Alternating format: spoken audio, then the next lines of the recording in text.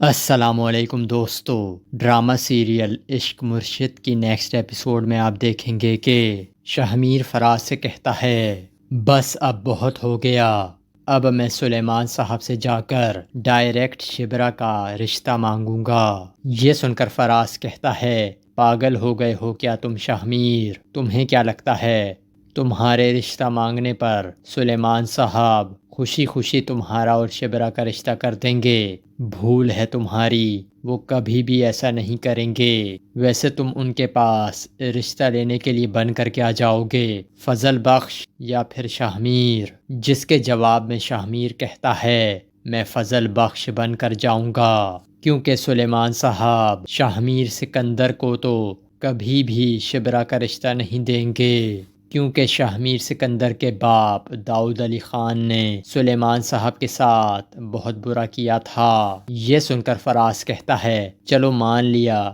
اگر تم فضل بخش بن کر شبرا سے شادی کر لیتے ہو تو پھر شہمیر بن کر اپنے باپ کا کیسے سامنا کرو گے؟ کتنی دیر تک اپنے باپ سے فضل بخش کو چھپا سکتے ہو؟ خود سوچو ذرا۔ یہ سن کر شہمیر کچھ سوچنے لگتا ہے۔ دوستوں دوسری طرف شبرا کی والدہ شبرا سے کہتی ہیں شبرا بیٹا، میں تو سوچتی ہوں کہ تمہارے لیے فضل بخش سے بہتر کوئی بھی انتخاب نہیں ہو سکتا۔ میں سلیمان صاحب سے کہتی ہوں کہ وہ آج ہی فضل بخش سے اس بارے میں بات کریں۔ یہ سن کر شبرا کہتی ہے کیا ہو گیا ہے امی آپ کو؟ یہ آپ کیسی باتیں کر رہی ہیں؟ کیا آپ میری شادی فضل بخش کے ساتھ کروانا چاہتی ہیں؟ اگر ایسا ہے تو پھر آپ یہ بات غور سے سن لیں کہ ایسا کبھی بھی نہیں ہو سکتا، میں فضل بخش کے ساتھ شادی نہیں کر سکتی۔ یہ سن کر شبرا کی والدہ کہتی ہیں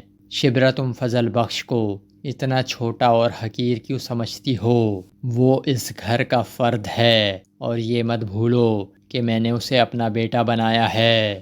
تو شبرا کہتی ہے اس میں کوئی شک نہیں امی کہ آپ کا بیٹا فضل بخش بہت اچھا انسان ہے۔ سکینہ کا رشتہ ختم ہونے سے روکنے کے لیے اس نے جو کردار ادا کیا وہ میں ساری زندگی نہیں بھول سکتی، اور پھر مجھے جیل سے چھڑوانے میں بھی اس کا بہت بڑا کردار ہے، لیکن اس کا ہرگز یہ مطلب نہیں کہ ان سب باتوں کے بدلے میں اس سے شادی کر لوں۔ یہ سن کر سکینہ کہتی ہے شبرا میں تم سے پھر کہتی ہوں کہ فضل بخش بھائی سے بہتر تمہارے لیے کوئی انتخاب ہو ہی نہیں سکتا۔ بہتر ہے کہ تم ایک بار ٹھنڈے دل سے اس بارے میں سوچو۔